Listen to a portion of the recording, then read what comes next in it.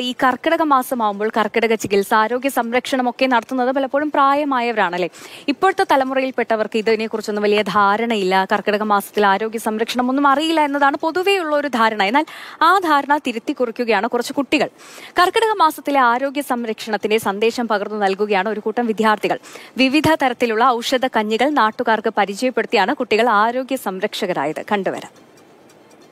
നല്ല ആരോഗ്യത്തിന് ഔഷധക്കഞ്ഞി കുടിക്കുന്നത് ആരോഗ്യത്തിന് നല്ലതാണ്. മഞ്ഞൾ, ജീരകം, ഉലുവ, ചുക്ക് മുതലായവ ചേർന്നതാണ് ഔഷധക്കഞ്ഞി. കർക്കിടക മാസത്തിലെ ആരോഗ്യ സംരക്ഷണം പാഠപുസ്തകത്തിൽ മാത്രം ഒതുക്കാനാകില്ല. അത് ജീവിതത്തിലും പ്രാവർത്തികമാക്കണം. ഈ തീരുമാനമാണ് കൊല്ലം തേവലക്കര KVM സ്കൂളിലെ കുട്ടികളുടെ ഔഷധ ഭക്ഷ്യമേളയുടെ പിറവിക്ക് പിന്നിൽ.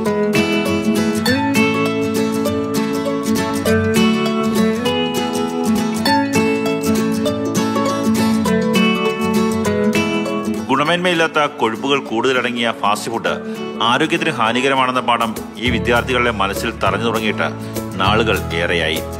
ആ അറിവിലൂടെയാണ് ഫാസ്റ്റ് ഫുഡിനെ ജീവിതശൈലിയിൽ നിന്ന് ഓടിച്ച് ഇവർ ആയുർവേദത്തെ ജീവിതത്തിന്റെ ഭാഗമാക്കിയത്.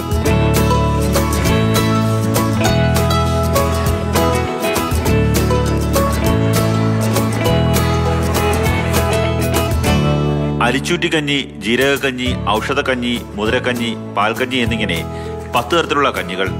അവയെല്ലാം തയ്യാറാക്കി സ്കൂളിൽ കുട്ടികൾക്കും കുടുംബശ്രീ പ്രവർത്തകർക്കും അധ്യാപകർക്കും രക്ഷിതാക്കൾക്കുമായി വിളമ്പി.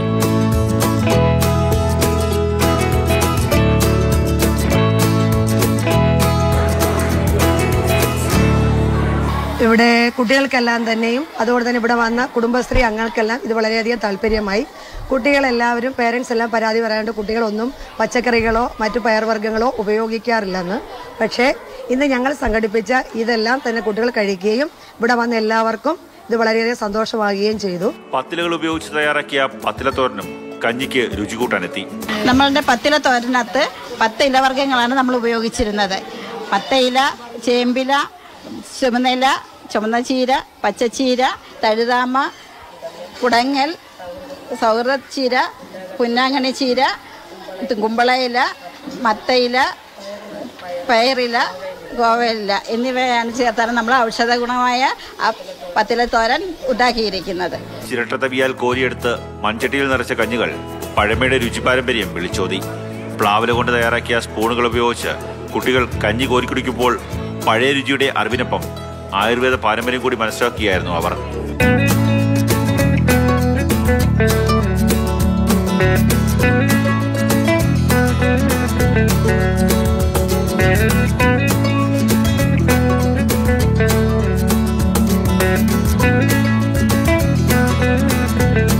മാതൃഭൂമി ന്യൂസ്, കൊല്ലം. ഈ ചെറിയ മക്കളിങ്ങനെ പ്ലാവിലയിൽ കഞ്ഞി കുടിക്കുന്നതൊക്കെ കാണുമ്പോൾ ഒരു കൗതുകമുണ്ടല്ലേ. കണ്ണൻ നായർ നമുക്കൊപ്പം ചേർന്നുണ്ട്. കണ്ണൻ, പാഠപുസ്തകത്തിൽ വായിച്ചു വിടാതെ എന്താണോ പഠിച്ചത് അത് പ്രവർത്തിക്കുകയാണ് ഈ മക്കൾ. അതിനൊപ്പം എല്ലാ പിന്തുണയുമായി അധ്യാപകരും കൂടെ ഉണ്ടായിരുന്നു അല്ലേ? നമ്മളിങ്ങനെ നന്നായി ക്ഷീണിച്ചു വരുന്ന സമയത്ത് അല്പം കഞ്ഞി കുടിച്ചാലോ അത് വലിയ ഉന്മേഷം നൽകുന്ന ഒരു ഭക്ഷണമാണ്. അതുപോലെ തന്നെ ആ കഞ്ഞിക്കൊപ്പം ഔഷധക്കൂട്ടുകൾ ചേർത്തുള്ള ആ കഞ്ഞിയാണെങ്കിൽ അത് കൂടുതൽ എനർജി നൽകുമെന്നൊക്കെ തന്നെ കുട്ടികളെ ഈ അധ്യാപകർ പഠിപ്പിച്ചിട്ടുണ്ട്. പക്ഷേ അവർ അത്തരത്തിലുള്ള കഞ്ഞിയോ അല്ലെങ്കിൽ ഔഷധക്കൂട്ട് ചേർത്തിട്ടുള്ള കഞ്ഞിയോ വ്യത്യസ്ത തരത്തിലുള്ള കഞ്ഞികളോ ഒന്നും തന്നെ കഴിച്ചിട്ടുണ്ടായിരുന്നില്ല.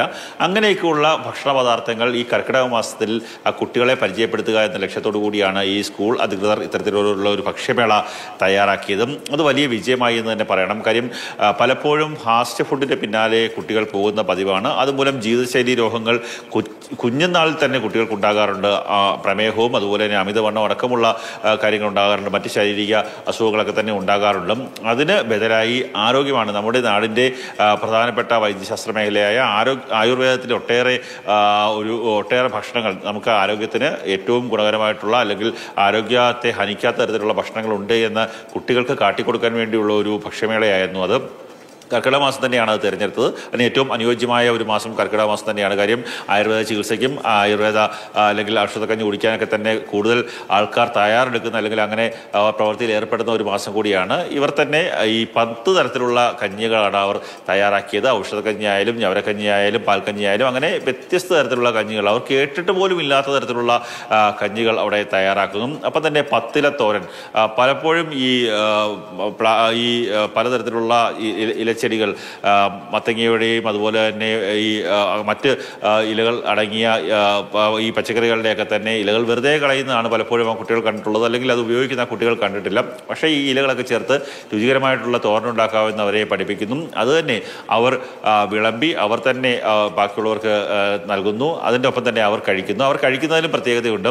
സാധാരണ പഴയ കാലത്ത് നമ്മുടെയൊക്കെ വീടുകളിൽ ഉപയോഗിച്ചിരുന്ന മൺചട്ടിയിൽ ഈ പ്ലാവില കൊണ്ട് നിർമ്മിച്ച സ്പൂണിലൊക്കെ തന്നെ ആ പഴമയുടെ പാരമ്പര്യം ഓർമ്മിക്കുന്ന തരത്തിലുള്ള ഒരു ഭക്ഷണ രീതിയാണ്, അല്ലെങ്കിൽ ആഹാരം കഴിക്കുന്ന രീതിയാണ്. തീർച്ചയായും അങ്ങനെ പഴമയെ ഓർമ്മപ്പെടുത്തുന്ന ഒരു കാഴ്ചയായിരുന്നു അതെന്തായാലും.